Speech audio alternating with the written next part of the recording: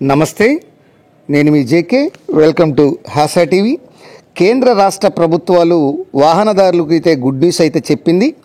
హైదరాబాద్ నుంచి విజయవాడ వచ్చేటువంటి జాతీయ రహదారి ప్రస్తుతం 4 వరుసలుగా ఉంది. దీన్ని 6 వరుసలుగా విస్తరించాలని కేంద్ర రాష్ట్ర ప్రభుత్వాలు పూనుకున్నాయి. దానికి సంబంధించినటువంటి వివరాలను ఈ వీడియో ద్వారా పూర్తిగా వివరిస్తాను. వీడియో చివరి దాకా చూసి ఒక లైక్ ఇచ్చి మీ అభిప్రాయాన్ని కామెంట్ రూపంలో తెలియజేసి మా ఛానల్ని సబ్స్క్రైబ్ చేయండి ఫ్రెండ్స్. హైదరాబాదు విజయవాడ మధ్య ప్రయాణించేటువంటి ప్రయాణికులకు అదిరిపోయే శుభవార్త ఇదని చెప్పొచ్చు. ఈ రెండు ప్రాంతాలను కలుపుతూ ఉన్నటువంటి నేషనల్ హైవే 65పై ఎలాంటి ఆటంకాలు లేకుండా 100 కిలోమీటర్లకు పైగా వేగంతో ప్రయాణించేలా ఈ రహదారిని అభివృద్ధి అయితే పరచనున్నారు. నిత్యం ట్రాఫిక్ రద్దీతో ఉండేటువంటి విజయవాడ హైదరాబాద్ నేషనల్ హైవే పూర్తి స్థాయిలో ప్రజెంట్ 4 వరుసలుగా ఉంది. దీన్ని 6 వరుసలుగా విస్తరించాలని కేంద్ర ప్రభుత్వం అయితే భావిస్తోంది. ఈ మేరకు నిర్ణయం కూడా తీసుకుంది. విజయవాడ హైదరాబాద్ మార్గంలో వచ్చేసి మొత్తం 221 కిలోమీటర్లను 6 వరుసలుగా విస్తరించాలని జాతీయ రహదారుల మంత్రిత్వ శాఖ మోత్తు నిర్ణయించడం అయితే జరిగింది. తొలుత ఈ రహదారిని కేవలం హైదరాబాద్ సమీపంలోని దండు మల్కాపూర్ నుంచి జగ్గయ్యపేట మండలం అనుమంచిపల్లి వరకు విస్తరించాలని నిర్ణయం తీసుకున్న కేంద్రం తర్వాత దీన్ని సవరించింది. అనుమంచిపల్లి నుంచి గొల్లపూడి వరకు 6 వరుసలకు రోడ్డు విస్తరించనున్నారు. మొదట దండు మల్కాపూర్ నుంచి జగ్గయ్యపేట వరకు విస్తరణ పనులు చేపట్టేందుకు వీలుగా 181.5 కిలోమీటర్లకు ఈ సమగ్ర ప్రాజెక్టు నివేదిక డిపిఆర్ని అయితే తయారు చేయాలని ఆదేశాలు ఇవ్వడం అయితే జరిగింది.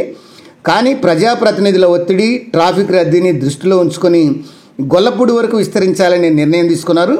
మరో 40 కిలోమీటర్ల పెరుగుదలకు అనుగుణంగా ఈ యొక్క డిపిఆర్ని రూపొందించాలని నిర్ణయించడం అయితే జరిగింది.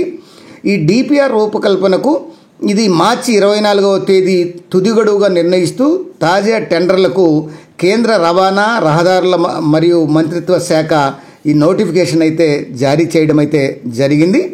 వాస్తవానికి ఈ మార్గంలో తరచూ ప్రమాదాలు చోటు చేసుకుంటున్నాయి. 17 బ్లాక్ స్పాట్లను చక్కదిద్దేందుకు 325 కోట్లతో టెండర్లను పిలిచారు. పనులు కూడా కాంట్రాక్టర్లు సంస్థకు జాతీయ రహదారుల సంస్థ అప్పగించింది.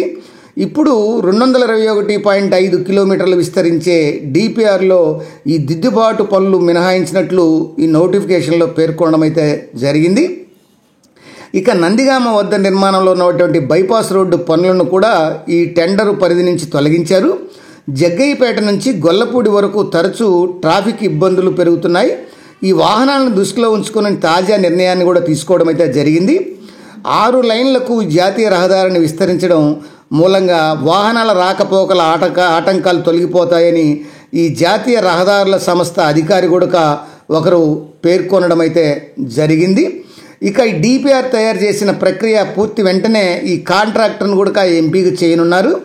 ఏది ఏమైనా హైదరాబాదు విజయవాడ మధ్య ఈ యొక్క 4 వరుసల రహదారి బదులు ఈ 6 వరుసల రహదారిని విస్తరిస్తే ఈ యొక్క ట్రాఫిక్ సమస్యలు, ప్రమాదాలు చాలా వరకు నివారణ అవుతాయని ఈ యొక్క మంత్రిత్వ శాఖలు అయితే పేర్కొనడం అయితే జరిగింది.